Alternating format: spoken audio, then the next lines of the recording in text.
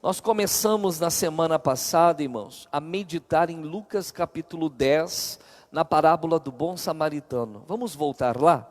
Lucas capítulo 10, no nome de Jesus Cristo. Evangelho de Lucas, capítulo 10.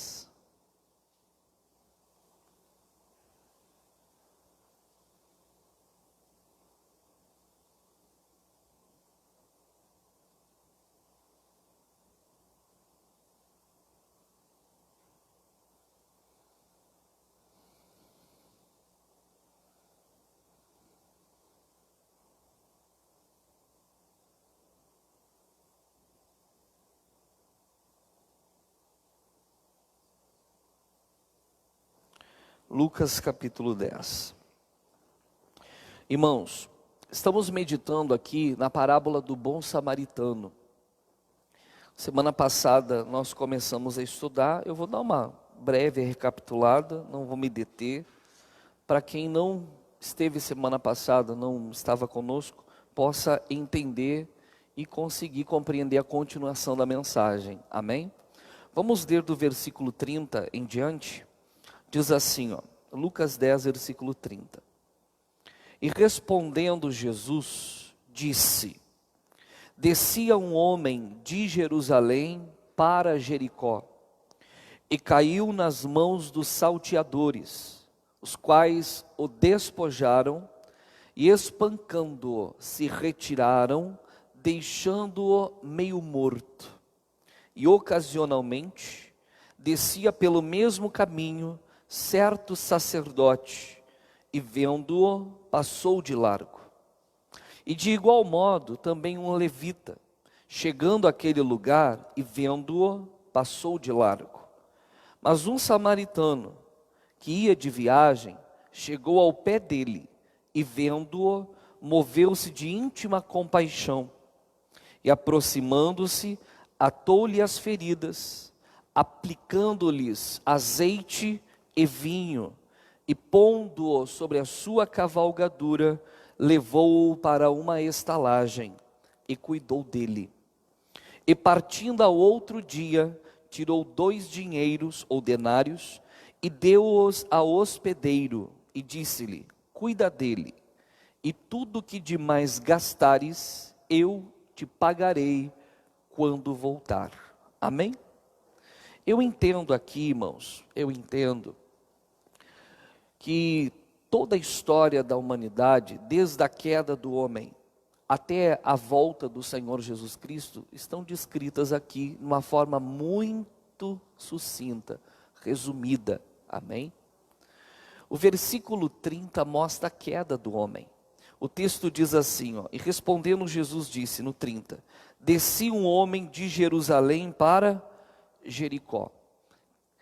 Jerusalém é a cidade do grande rei. Quando nós voltamos para o contexto em que Jesus fala isso, irmãos, nós temos que nos lembrar que em todo o planeta Terra, a presença de Deus estava em Jerusalém.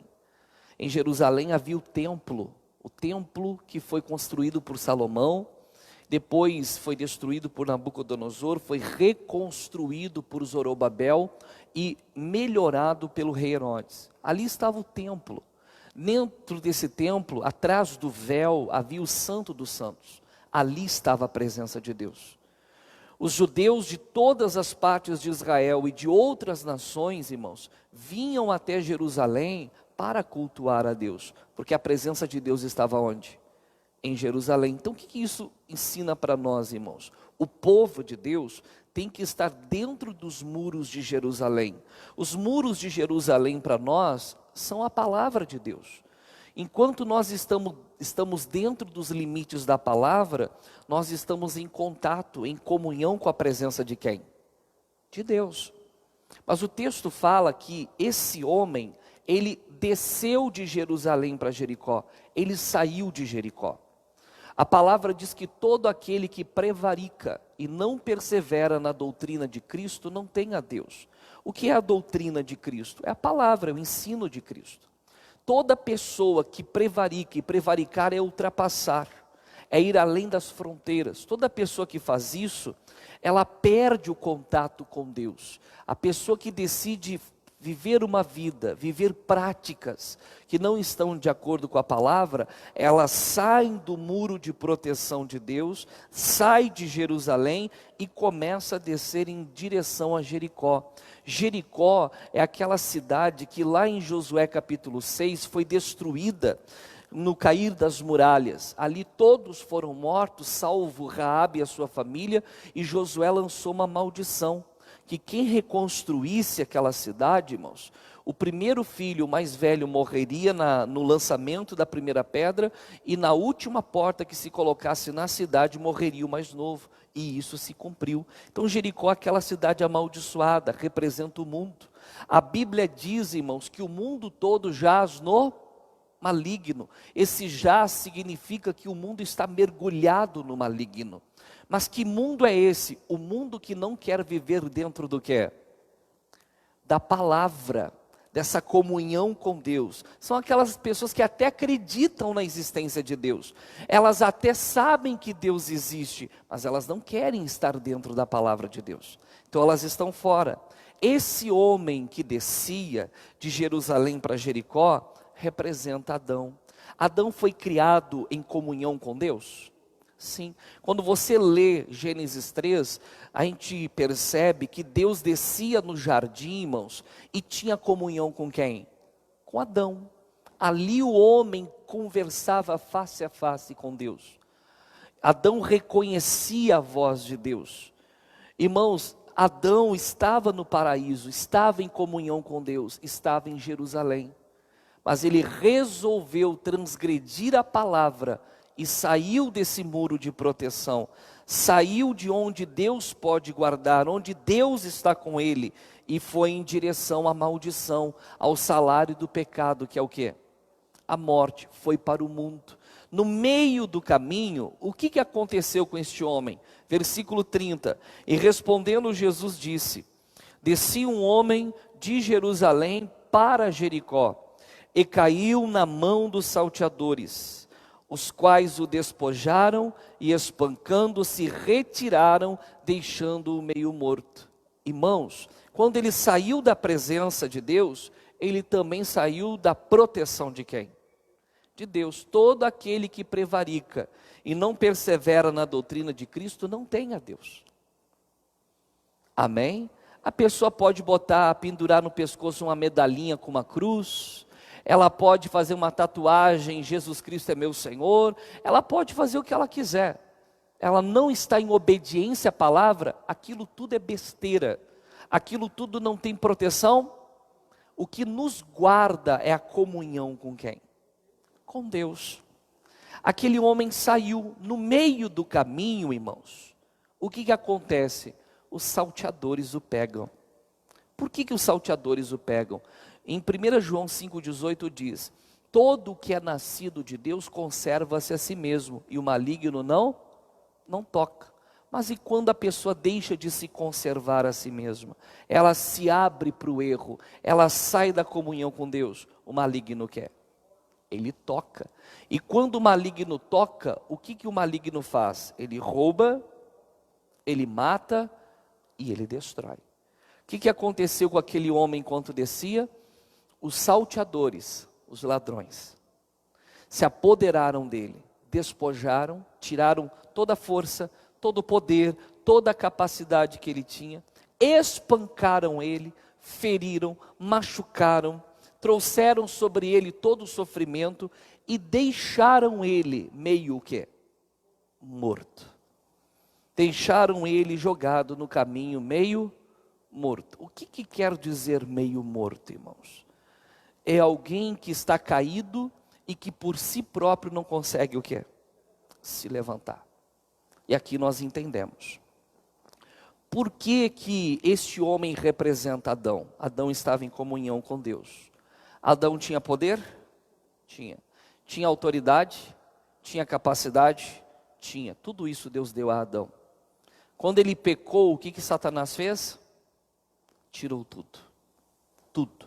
Tanto que na tentação,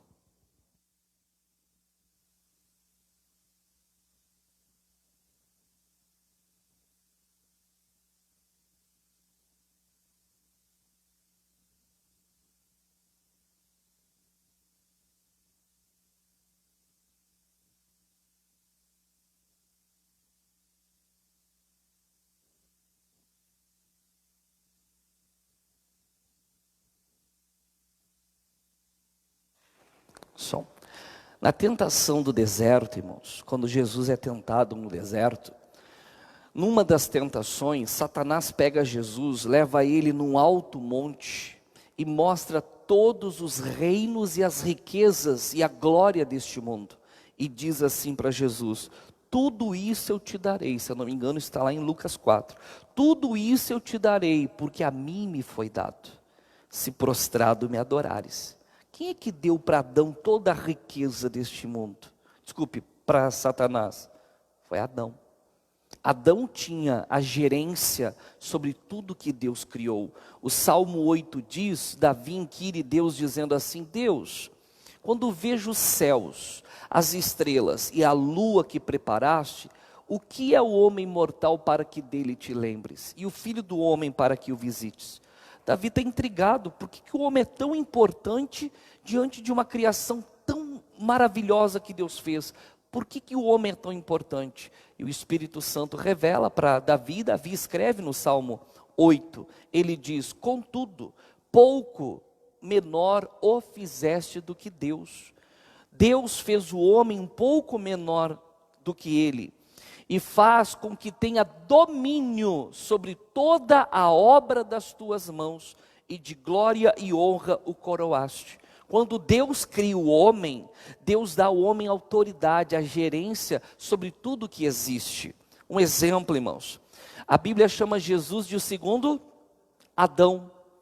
Jesus, ele mandava a tempestade parar e ela obedecia? E o vento? E o mar? Sim ou não? Sim, Jesus tinha poder sobre a natureza. Adão também o quê? Também tinha. Jesus tinha poder sobre os elementos da natureza, os elementos químicos? Sim. Ele não pegou a água, que é insípida, inodora e incolor, e transformou em vinho que tem gosto, cheiro e cor, irmãos? Sim ou não? Ele não pegou 5 pãezinhos e 2 peixes e fez que aquilo que se multiplicasse e alimentasse 5.000 homens, fora mulheres e crianças? Sim, ele faz tudo. Jesus fazia isso. Adão também tinha esse poder, mas perdeu, foi despojado. Satanás tirou dele. E quando Satanás tirou dele, irmãos, Satanás tratou também de trazer sobre o homem sofrimento, por isso o espancou. E isso, irmãos, não ficou apenas em Adão, mas passou para toda a humanidade. Romanos 5,12 diz: assim como por um homem entrou o pecado no mundo, e pelo pecado a morte, assim a morte passou a todos os homens, porque todos o quê? Pecaram. A pergunta é: que morte é essa que passou a todos os homens? A morte espiritual, a separação de quem? De Deus. Deus disse para Adão: se você comer da árvore, certamente o quê? Morrerás. A serpente falou para Eva: se você comer, você não vai o quê? Morrer. A serpente estava mentindo? Nós podemos dizer que sim e não. Porque quando Eva e Adão comeram, fisicamente não o quê? Não morreram, mas morreram como? Espiritualmente, foram separados de quem? De Deus. A morte que a Bíblia se refere como salário do pecado, não é aquela que põe a pessoa no caixão, é aquela que faz com que a pessoa esteja separada de quem? Ela ora a Deus, ela clama a Deus, mas não há resposta. A pessoa só sai dessa morte, irmãos, quando ela passa pela conversão. Daqui a pouco eu falo mais disso. O que significa aquele homem estar meio morto? Esse é o retrato de toda a humanidade. Assim como aquele homem, toda a humanidade que vem ao mundo, irmãos, também está meio morta. O corpo, o físico funciona, mas espiritualmente está o quê? Está morta. Estão entendendo, irmãos? Um dia eu estava meditando em Atos, se eu não me engano era capítulo 19, onde fala que certos filhos de um sacerdote Seva estavam vendo Paulo expulsar demônios, e eles observaram como Paulo expulsava demônios, e resolveram também o que é? Expulsar. Saíram à cata de alguém que estava endemoniado, e encontraram. Quando eles chegaram no endemoniado e disseram ao demônio: esconjuro-vos por Jesus, a quem Paulo prega, que saias dele. Irmãos, eles fizeram direitinho. Esconjurar é dar uma ordem. Eles chegaram e disseram: eu dou uma ordem, em nome de Jesus a quem Paulo prega, que saias dele. O demônio olhou para aqueles rapazes e disse assim: eu sei quem é Jesus, e também sei quem é Paulo, e vocês? Por que Jesus não reconheceu aqueles homens? Porque aqueles homens ainda espiritualmente estavam o quê? No mundo espiritual eles não eram ninguém. Por isso, irmãos, que o povo aí fora, ele fica batendo cabeça lá para aqueles guias naqueles lugares, com medo deles. Porque espiritualmente eles estão o quê? Mortos, não há poder, não há autoridade. Mas quando nós nos convertemos, nascemos de novo, Efésios 2:1 diz: estando vós mortos em pecados e delitos, fostes vivificados por Cristo. O que é ser vivificado? É dar vida ao que está o quê? A conversão nos dá vida. Mas enquanto a pessoa não se converte, neste mundo ela está meio morta. Espiritualmente morta, fisicamente o quê? Só que o físico está caminhando para o quê? Para a morte. E se a pessoa fisicamente morrer espiritualmente morta, essa pessoa será lançada por toda a eternidade aonde? No lago de fogo. Por isso, durante o tempo da vida dela, ela precisa conhecer a Cristo para que ela seja salva e tenha o quê? Vida. Jesus disse: Deus amou o mundo de tal maneira que deu o seu Filho unigênito para que todo aquele que nele crê não pereça, mas tenha vida. Jesus disse: eu vim para que tenham vida e a tenham em abundância. Somente Ele pode dar à humanidade morta a vida que ela precisa. Então aquele homem ficou ali jogado, sozinho. Aquele homem não conseguiria o quê? Se levantar. Nenhuma pessoa por si própria consegue chegar a quem? A Deus. Ela precisa de uma coisa.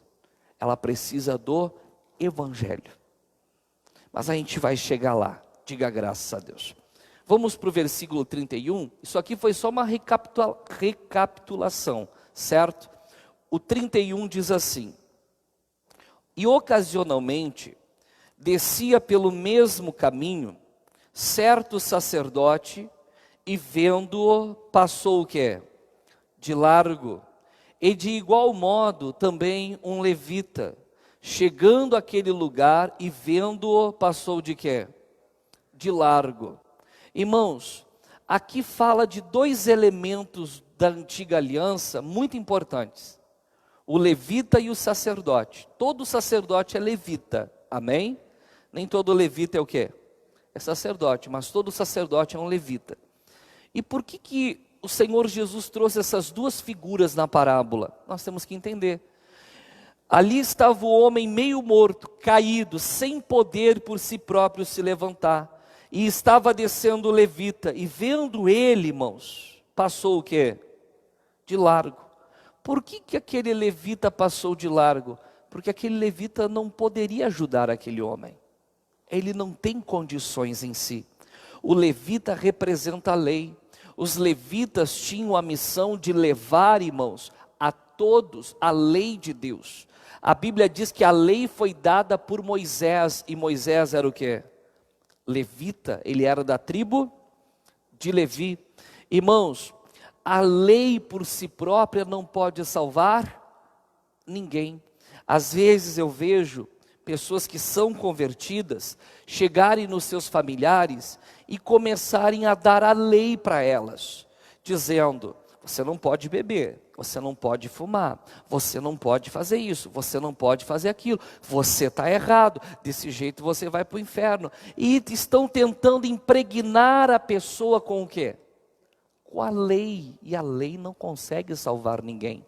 Mas pastor, meu marido, olha o jeito que ele vive, ele faz isso, ele faz aquilo, ele faz aquele outro. Eu pergunto, seu marido é convertido? Ainda não. Então o que você espera? Que ele seja um cristão sem querer ser de Cristo? Vocês estão entendendo, irmãos? Quantos não conseguem ganhar os familiares para Cristo? Porque querem ganhá-los pela lei, obrigando-os a praticarem algo que eles não têm condições de quê? De praticar, não tem. Somente o novo nascimento, a conversão, faz as pessoas aptas a praticarem toda a lei de quem? De Deus, irmãos. A lei sozinha, as regras, o pode, não pode, por si própria, não consegue salvar ninguém. Por quê? Porque em Romanos 8,3 diz que a lei está enferma pela carne. O que quer dizer enferma? Enfraquecida. A carne do ser humano, irmãos, é corrupta. Amém? Se ela é corrupta, ela é inclinada para o pecado. Você pode dizer para ela, não pode, não pode, a carne dela quer fazer. E por que ela faz? E o cristão tem o domínio para não fazer? Porque o cristão nasceu de novo. O espírito dele está morto ou vivo? Vivo. Cristo deu o espírito novo e pôs o Espírito Santo dentro dele. Ele consegue obedecer à lei. Agora a pessoa que não nasceu de novo, ela está apenas fisicamente viva. O que acontece, irmãos? A carne dela é inclinada para o quê? Para o pecado. Você enche ela da lei, mas ela não consegue o quê? Cumprir o quê? A lei. Aí entra o que diz Gálatas 3,16, pelas obras da lei, nenhum homem será justificado diante de quem? De Deus. O que o levita poderia fazer por aquele homem? Nada. Absolutamente nada. Lá na lei de Moisés dizia que quando o homem quebrasse a lei, e todos o quê? Quebravam. O que eles deveriam fazer? Se apresentar ao sacerdote, levando consigo, irmãos, uma oferta, um holocausto ou um sacrifício, um touro, um bode, um cabrito, um carneiro, um cordeiro, uma pomba, deveria levar até o sacerdote iria matar aquele animal, derramando sangue, para que o sangue daquele animal, preste atenção, cobrisse o pecado. Se cobre, o pecado continua, ele apenas está o quê? Está apenas coberto. Estão entendendo? O sacerdote não conseguia tirar de ninguém o pecado. E o salário do pecado? Então o pecado continua. Se o pecado continua, é apenas amenizado. Então o sacerdote que está passando também não pode o quê? Ajudar o homem meio morto, porque ele continua o quê? Morto, meio morto. O sacerdote não conseguiria. Irmãos, isso é muito sério. Vamos em Hebreus, deixa marcado aí, capítulo 10. Vamos fazer uma breve leitura. Resume um pouco daquilo que eu falei aqui para vocês. Hebreus 10.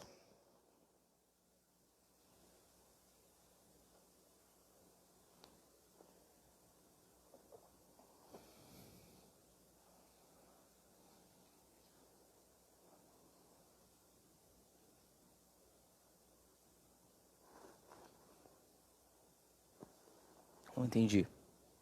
A gola?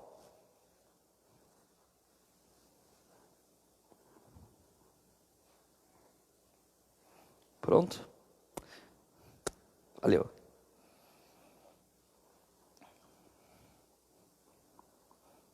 Hebreus capítulo 10.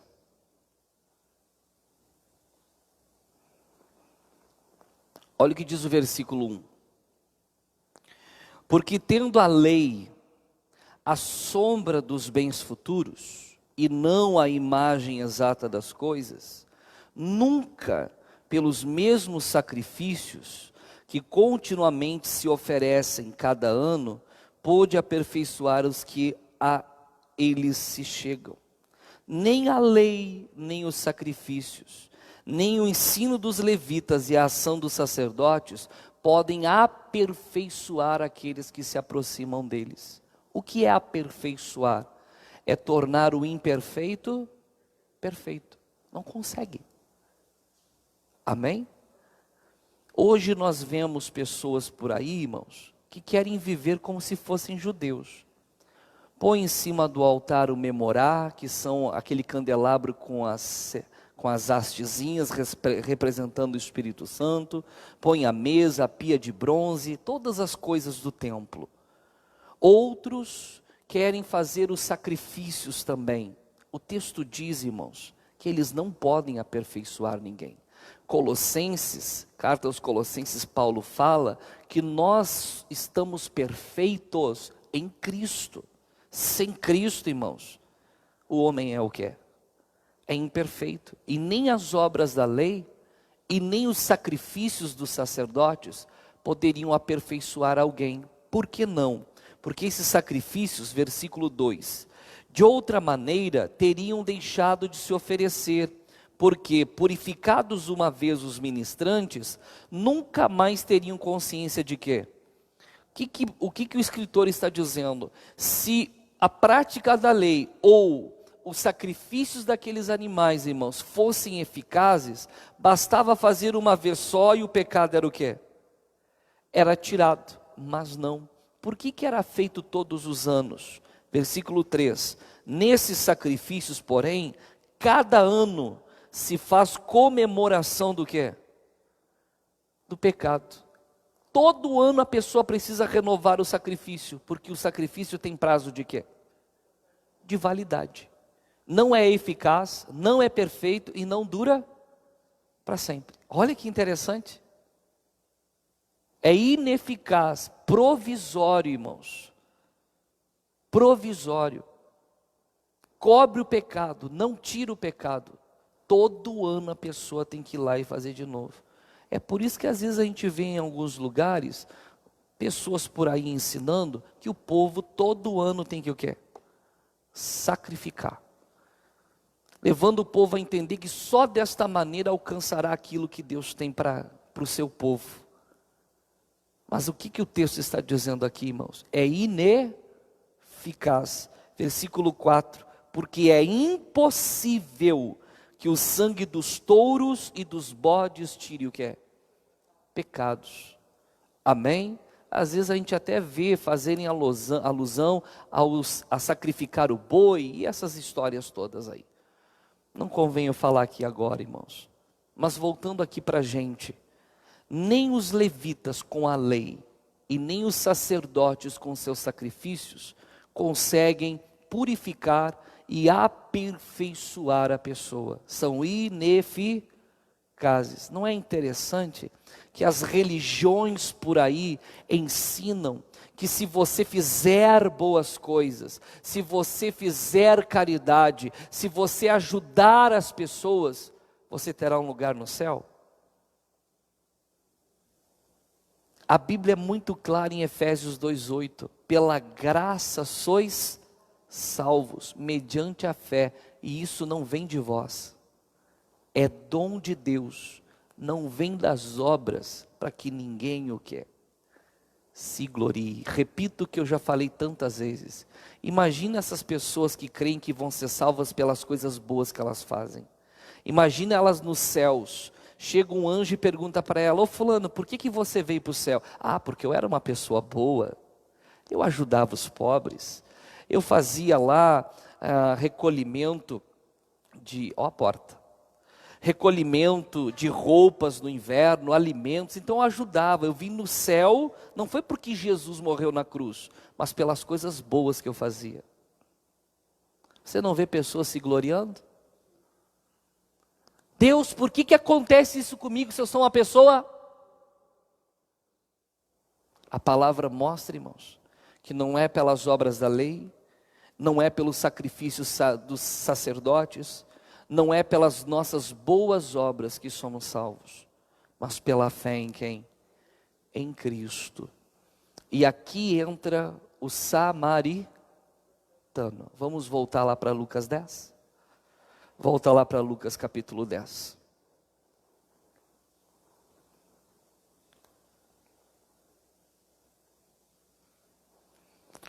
No 32 diz: e de igual modo, também um levita, chegando àquele lugar e vendo, passou o quê? De largo. Mas um samaritano que ia de viagem, chegou ao pé dele, e vendo-o, moveu-se do que, irmãos? Quem é esse samaritano que pôde ajudar? A gente vai ter que entender. Primeira coisa, irmãos, os judeus não gostavam dos samaritanos. Por quê? Quando Israel foi levado cativo para a Síria, antes de Judá ser levado para a Babilônia, os assírios tinham um costume.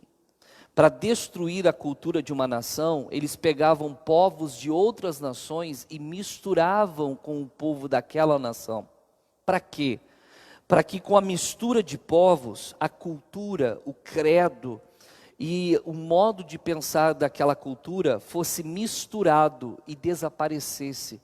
Isso enfraquece uma nação. Um exemplo, vou dar um exemplo aqui. A gente que é gaúcho é meio bairrista, né? É ou não é verdade? É mais ou menos assim, existe o Rio Grande do Sul e depois o resto do Brasil. Isso na cabeça de alguns gaúchos, né? Irmãos, e o que acontece? Até uns anos atrás, irmãos, a nossa cultura tradicionalista era muito o quê? Muito forte. Agora ela está fraca. Ainda temos alguns resquícios, principalmente na fronteira. Mas por que enfraqueceu tanto? Porque nos anos 80, irmãos, entrou muito sertanejo. Lembra lá quando começou Zezé de Camargo, Chitãozinho Chororó, Leandro e Leonardo, aquela turma toda? Aquilo ali já deu uma enfraquecida, porque o pessoal começou a se bandear para lá e esqueceu o quê?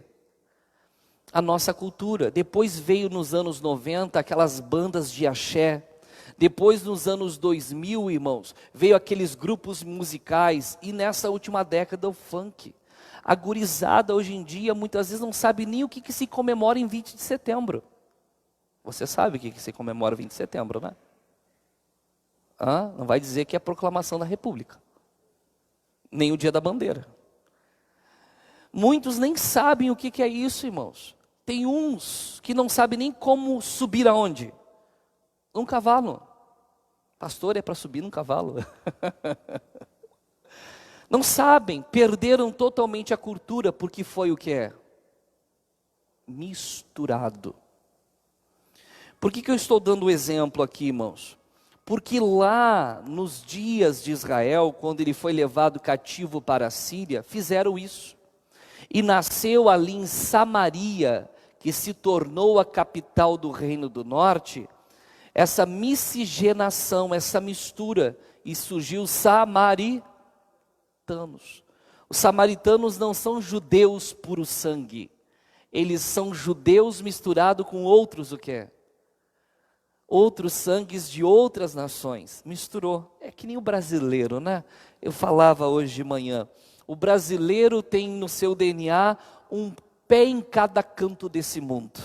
É ou não é verdade? O meu sobrenome é português, irmãos. É Rosa e é Vaz. Mas, irmãos, deve ter um pezinho na África, um pezinho na Alemanha. Eu só não tenho olhinho puxadinho para ter um pezinho lá na Ásia. Mas o brasileiro é assim, é uma mistura de tudo. Não é verdade? É ou não é? Irmãos, em Samaria era isso. E os judeus olhavam como os samaritanos, irmãos, como um povo inferior, um povo misturado. Eles não reconheciam como o povo de Deus. Certo? Porque eram o quê?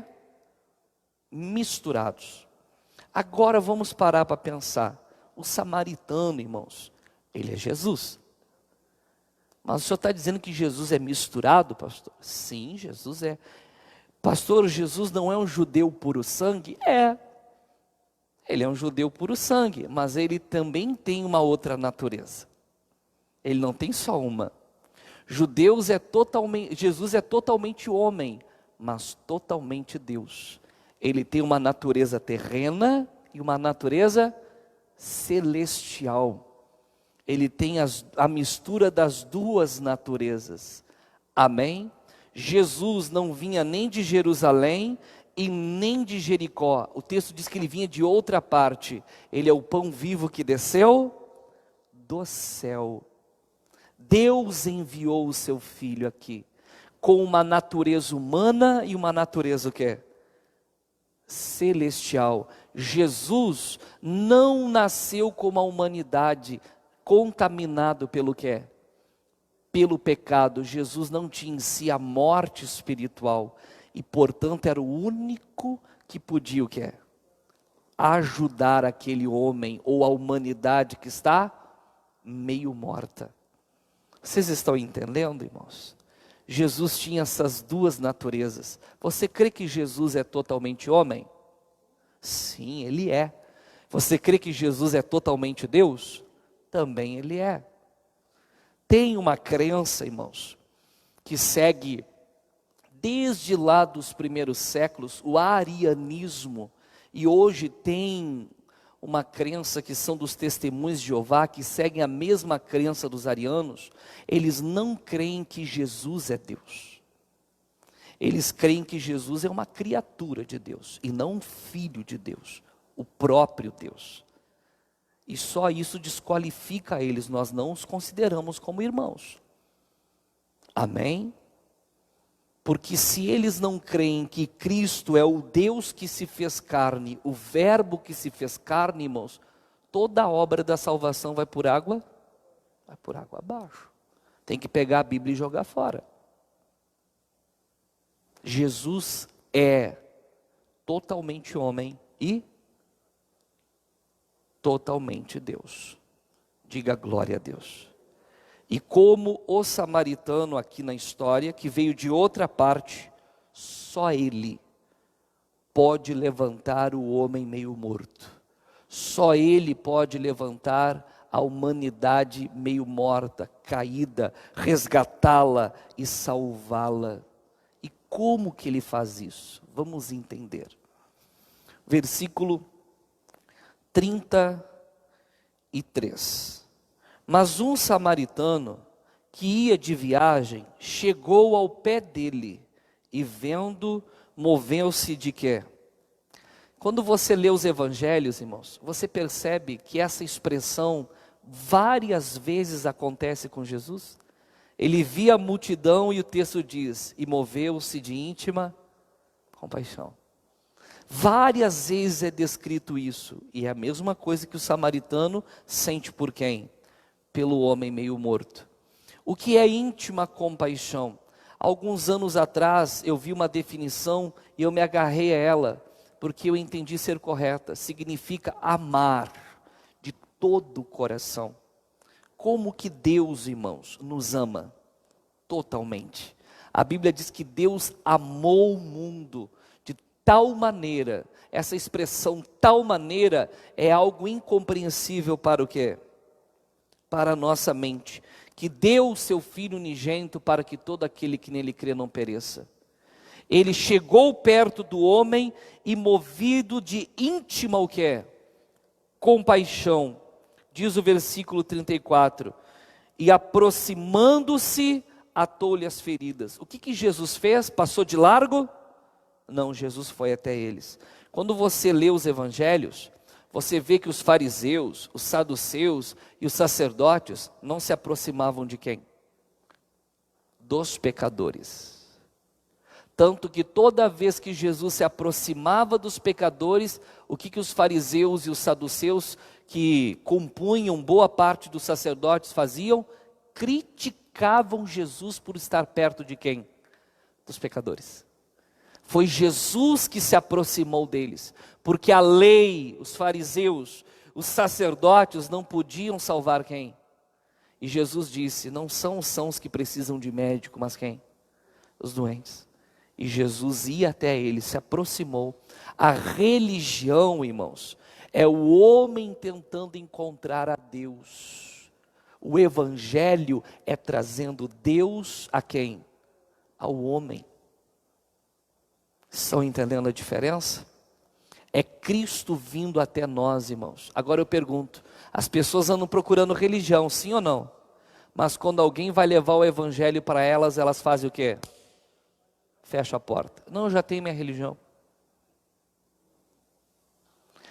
Você tem noção de quantas vezes na vida você já fechou a porta para o Evangelho?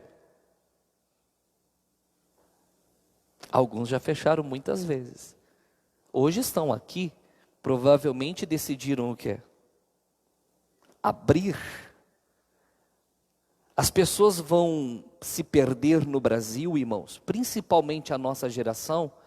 As pessoas que vão ser condenadas ao inferno, elas serão condenadas, irmãos, tendo tido a oportunidade de receberem o quê?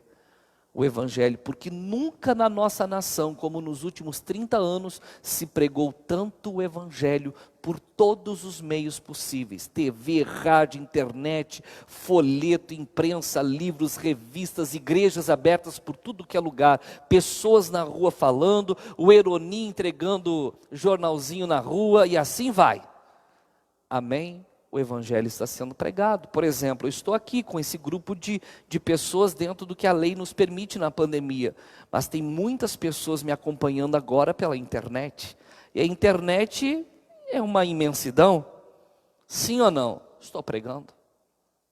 É o Evangelho indo até quem?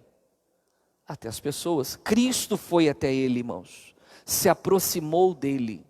Vamos continuar. Vai pegando, gente, quem puder anota, é bastante informação, eu sei, mas eu creio que vai lhe ajudar. Versículo 34, e aproximando-se, olha o que ele faz, atou-lhe as feridas, aplicando-lhes azeite e o que é? Vinho. Irmãos, Jesus ele quer nos curar, primeiramente daquilo que traz a morte espiritual, e depois da consequência de todo o mal, que são os males da vida. Mas para Ele nos curar, irmãos, e nos tornar imune a este mundo, atar a ferida, porque o pano significa a ferida não ter mais contato com o quê? Com o mundo. Primeiro, irmãos, nós temos que aceitar que seja aplicado o azeite, e aceitar que seja aplicado o quê? O vinho. E nessa ordem, primeiro o azeite, depois o quê? O vinho, como está descrito aí. Por que nessa ordem? Porque o azeite representa quem na Bíblia? O Espírito Santo. Você já tentou convencer alguém do Evangelho, irmãos? Sim ou não? Você não conseguiu, né? A pessoa te achou chato? Parou de falar com você? Porque, irmãos, a Bíblia não nos chamou para convencer as pessoas do Evangelho. A Bíblia nos chamou para pregar o Evangelho. Já tem alguém que é responsável por convencer as pessoas. Jesus diz lá em João 16, a partir do versículo 7, vos convém que eu vá, porque se eu não for, o Consolador não virá a vós, mas quando ele vier, convencerá o mundo do pecado, da justiça e do juízo. Irmãos, por que na ferida tem que ser aplicado o azeite? Porque, irmãos, é somente o Espírito Santo que pode abrir o entendimento do homem e fazer o homem entender que ele é pecador e que está indo a passos largos para onde? Para o inferno. Que ele está separado de Deus. Estão entendendo? Somente o Espírito Santo pode fazer isso. Não importa se a pessoa é boa, é honesta, é querida, é simpática. Ela não teve encontro com Cristo, irmãos. Ela está perdida, totalmente condenada. E somente o Espírito Santo pode abrir o entendimento dela e convencê-la. Quando o Espírito Santo faz isso e a pessoa entende que é uma pecadora, duas alternativas surgem diante dela: a justiça de Deus e o juízo. O que é a justiça? A obra de Cristo na cruz. Ela é uma pecadora, ela sabe que está lascada. Aí ela pensa, o que eu faço? Vem as duas alternativas: a justiça de Deus. O que é a justiça de Deus? É o ato de Deus em Cristo, que nos inocenta de todos os pecados e nos declara justos diante de Deus. Amém? Mas para nós tomarmos posse da justiça, ao sabermos que somos pecadores, temos que nos arrepender dos pecados e crer na obra de Cristo, que é a única suficiente para quê? Para nos salvar. Ah, mas eu não quero, eu quero dar o meu jeito. Então para a pessoa sobra o quê? O juízo. E ele diz: vos convencerá o mundo do pecado, da justiça e do juízo. Do pecado, porque não creem em mim. Da justiça, porque vou para meu Pai e não me vereis mais. E do juízo, porque o príncipe deste mundo, Satanás, já está condenado. O que Jesus está nos ensinando? Quando o Espírito Santo nos convence que somos pecadores, Ele oferece a justiça para que haja conversão, e se nós rejeitamos, Ele diz que nós seremos julgados e lançados no mesmo lugar que o príncipe deste mundo. Então o azeite vem, irmãos, o aplicar do azeite é o Espírito Santo falando ao coração. Por exemplo, irmãos, o que eu estou fazendo aqui não é tentar convencer ninguém, estou apenas pregando a palavra, anunciando a verdade. Mas eu sei que enquanto eu prego, seja em vocês aqui ou naqueles que estão me assistindo, o Espírito Santo está o quê? Falando. E fala, irmãos. Você pode não gostar da minha voz, mas tem uma voz que fala mais forte aí dentro. Você pode sair daqui e a minha voz você pode esquecer, mas tem uma voz que daqui a 1 hora, daqui a 2 horas, amanhã de manhã, semana que vem vai continuar o quê? Falando tudo aquilo que eu tenho falado aqui para vocês hoje. É a ação do Espírito Santo. Você pode acatar ou você pode rejeitar, a escolha é sua. Se eu acatar, pastor, o que acontece? Aí o vinho será aplicado. O vinho simboliza o que na Bíblia? O sangue de Cristo. Qual é a particularidade do sangue de Cristo? Nos lava de todos os nossos pecados. Diferente do sangue dos touros e dos bodes, que cobre o pecado, o sangue de Jesus lava. O que quer dizer lavar? Tira. Isaías 43, 25 diz, irmãos, Deus fala: eu mesmo sou o que apaga as tuas transgressões, por amor de mim, e dos teus pecados não me lembrarei mais. Quem está entendendo? Quando você aceita a obra do Espírito Santo e se converte, irmãos, você se torna uma nova criatura. As coisas velhas o quê? Você nasce de novo. A natureza morta, ela deixa de existir. Você recebe vida.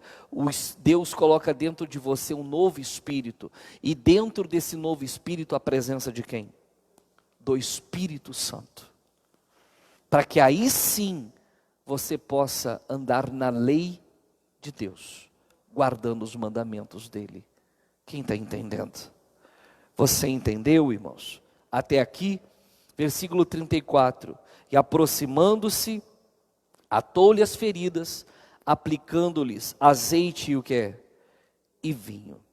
O que é o atar? Depois que a pessoa é salva, irmãos, ela recebe aquela proteção de Deus, que faz com que ela não tenha mais contato com o que?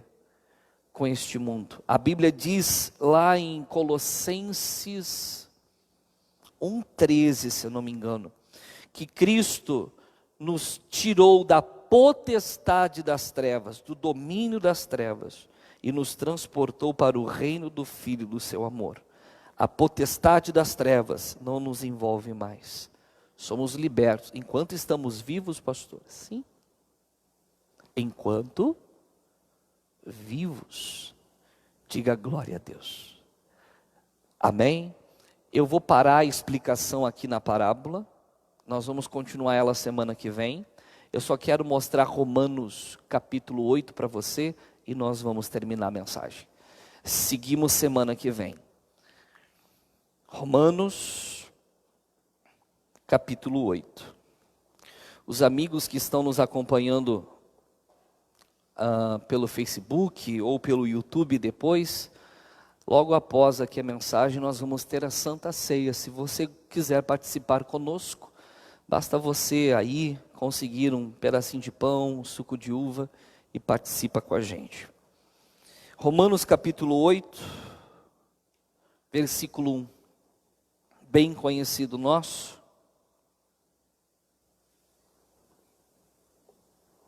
Diz assim: portanto, agora nenhuma condenação há para os que estão em quem? Em Cristo Jesus, que não andam segundo a carne, mas segundo o Espírito. Não há condenação. Sabe, irmãos, você não esquece o seu passado, nem as pessoas que te conhecem. Sim ou não? Você lembra das coisas que fez, sim ou não? Mas diante de Deus, irmãos, elas estão todas o quê? Anuladas. Deixa eu te ensinar uma coisa. Eu não sei se é só comigo. De vez em quando o diabo traz à minha memória alguma coisa que eu fiz no passado, que eu já me arrependi e foi o quê? Anulado. Ele traz à minha memória tentando trazer sobre mim acusação para que eu me sinta mal. Isso acontece com você? Pastor Anderson, o que eu faço? Dá risada dele. Porque você está em quem? E para você não há mais o quê? Condenação. As pessoas podem te condenar, te julgar, porque o ser humano é mau. O diabo pode trazer à tua memória as coisas que você fez e tentar te entristecer. Mas se você está em Cristo, você é uma nova criatura. As coisas velhas o quê? Você vive uma nova vida. Portanto agora, nenhuma condenação há para os que estão em Cristo Jesus. Diga glória a Deus. Deus é bom, né, gente? Versículo 2, ele vai explicar, porque a lei do Espírito de vida, que é a graça de Deus, em Cristo Jesus, me livrou da lei do pecado e da morte. 3, porquanto o que era impossível a quem? A lei, ao levita, ao sacerdote, visto como estava enferma pela carne, Deus enviando o seu Filho, em semelhança da carne do pecado, pelo pecado, condenou o pecado aonde? Na carne. Que coisa linda, irmãos. Jesus, irmãos, em semelhança da carne do pecado, porque Jesus não tinha carne do pecado. Ele era perfeito, ele não tinha o quê? Pecado, mas tinha um corpo parecido conosco. Então era um corpo semelhante ao nosso, o nosso pecaminoso, o dele santo. Muito bem. Ele, na semelhança do corpo do pecado, pelo pecado. Que pecado é esse? Que Deus tirou de nós e lá na cruz colocou em quem? Em Jesus. Pelo pecado, condenou o pecado. Quando ele o quê? Morreu. Ali o pecado foi desfeito. Hoje, para uma pessoa, irmão, ser salva, ela precisa pagar quanto pelos pecados dela? Nada. Cristo já o quê? Então o que ela tem que fazer, pastor? Apenas uma coisa: arrepender-se e confessar a Deus. E o assunto está o quê? Certo. Não precisa fazer uma novena, pastor, uns 10 Pai Nosso, umas 20 Ave Maria, caminhar de pé descalço até o santuário tal. Basta arrepender-se e confessar. O assunto está o quê? Certo. 3. Porquanto que era impossível a lei, visto como estava enferma pela carne, Deus, enviando o seu Filho, em semelhança da carne do pecado, pelo pecado, condenou o pecado na carne, para que a justiça da lei se cumprisse em nós, que não andamos segundo a carne, mas segundo o quê? O que significa a justiça da lei? A justiça da lei é nos tornarmos justos, perfeitos. Irmãos, Cristo cumpriu toda a lei, nós não. Só que quando nós nos convertemos, passamos a estar em quem? Em Cristo. Então para nós a lei está toda o quê? Cumprida. Por isso a palavra diz que estamos perfeitos em Cristo. E se estamos perfeitos em Cristo, a lei mostra que se nós cumpríssemos ela, Deus nos daria saúde, prosperidade, bênção familiar, bênção conjugal, ou seja, irmãos, uma bênção que é completa. Por isso que tudo que nós podemos alcançar nesta vida, só podemos alcançar através de quem? De Cristo, e não através das nossas obras. Você está entendendo a parábola do bom samaritano, irmãos? Ele é Jesus, e só Ele pode nos salvar, não há outro. Os homens bem que tentam, mas não adianta. Amém? Entenderam? Vamos ficar de pé?